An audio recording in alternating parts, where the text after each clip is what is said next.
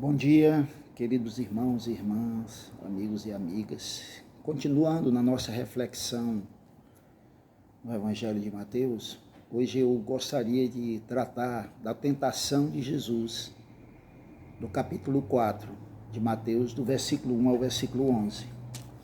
Eu vou ler o texto rapidamente e vou tirar daqui 3 lições muito práticas para a nossa vida. A seguir foi Jesus levado pelo Espírito ao deserto para ser tentado pelo diabo. E depois de jejuar 40 dias e 40 noites, teve fome. Então o tentador, aproximando, disse-lhe: Se és o Filho de Deus, manda que estas pedras se transformem em pão. Jesus, porém, respondeu: Está escrito: Não só de pão viverá o homem, mas de toda a palavra que procede da boca de Deus. Então o diabo levou-o à cidade santa, colocou-o sobre o pináculo do templo e lhe disse: Se és o Filho de Deus, atira-te abaixo, porque está escrito: Aos seus anjos ordenará a teu respeito que te guardem, e eles te susterão nas suas mãos para não tropeçares em alguma pedra. Respondeu-lhe Jesus: Também está escrito: Não tentarás o Senhor teu Deus. Levou-lhe ainda o diabo a um monte muito alto, mostrou-lhe todos os reinos do mundo e a glória deles, e lhe disse: Tudo isso te darei se prostrado me adorares. Então Jesus lhe ordenou: Retira-te, Satanás, porque está escrito: Ao Senhor teu Deus adorarás, e só a ele darás culto. Com isso, o deixou o diabo, e eis que vieram os anjos e o serviram. É muito interessante o texto que acabamos de ler, porque após o batismo de Jesus, capítulo 3, do versículo 13 ao 17, Mateus ele vai registrar o primeiro acontecimento na vida dele, que é a tentação. E baseado nisso, eu gostaria de tirar algumas lições que é muito importante. O diabo, ele existe, ele é real. Ele é um inimigo poderosíssimo. Aqui nessa tentação, você pode imaginar que ele nem se privou de tentar o próprio Senhor Jesus. Então, é um engano quem acha que o diabo é ilusão. Não é. A palavra do Senhor nos ensina. Jesus vai dizer em João capítulo 10, que ele veio para matar, para roubar e para destruir. Não é muito difícil a gente ver a malignidade do mundo, a destruição do ser humano. E tudo isso é fruto da presença do diabo no nosso mundo caído. Em 1 João capítulo 4, João diz assim que o mundo todo jaz no maligno, ou seja, em Satanás. O mundo inteiro. É por isso que vemos tanta crueldade. É por isso que vemos tanto tráfico de drogas, tantas bebidas, tanta prostituição, tanto casamento destruído, tanto assassinato. Os presídios estão que não cabem mais.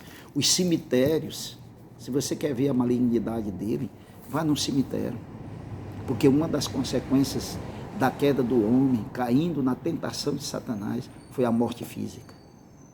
Nós não fomos criados para morrer, nós fomos criados para viver.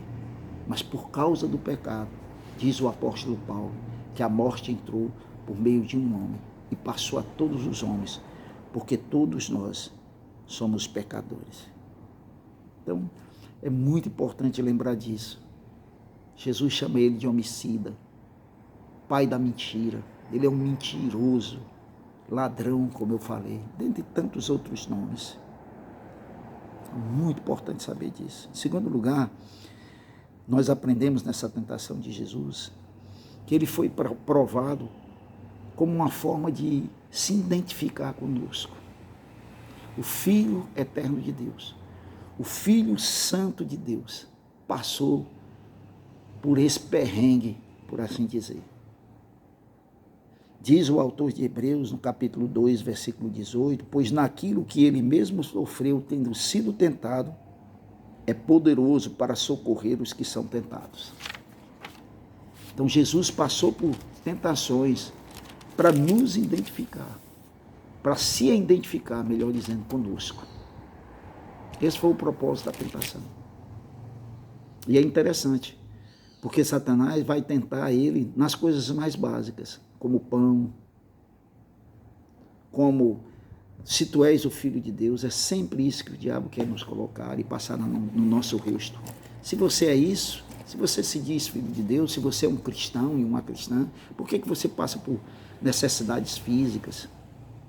Por que você passa por necessidade no seu corpo físico, na sua mente, no seu espírito?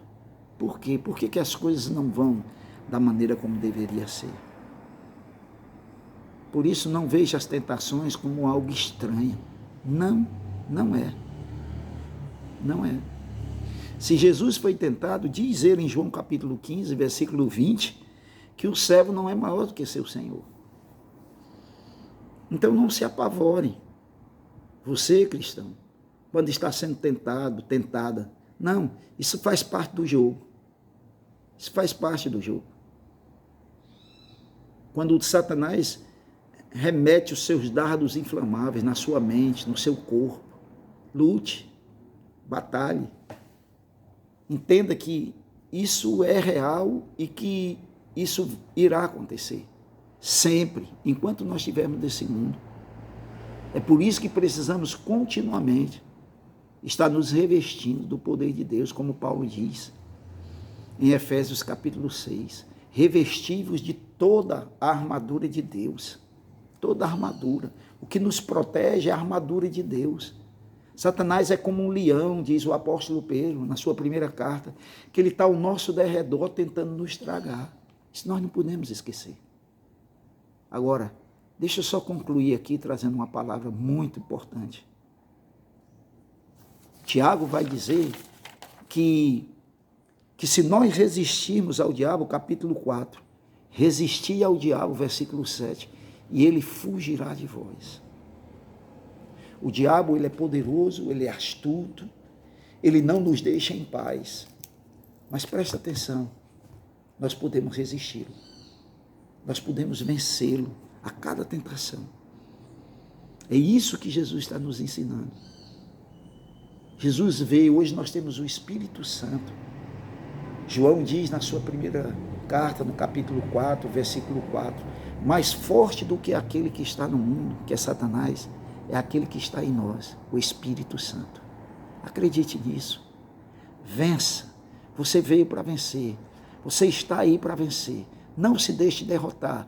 Não finja que ele não exista. Não, você não pode subjugar o inimigo. Mas acredite, aquele que está dentro de você, que é o Espírito Santo, aquele que está em mim, aquele que está na vida de todo cristão, é infinitamente maior do que aquele que está no mundo, que é Satanás. Fica na paz. Deus abençoe vocês. Até o próximo encontro.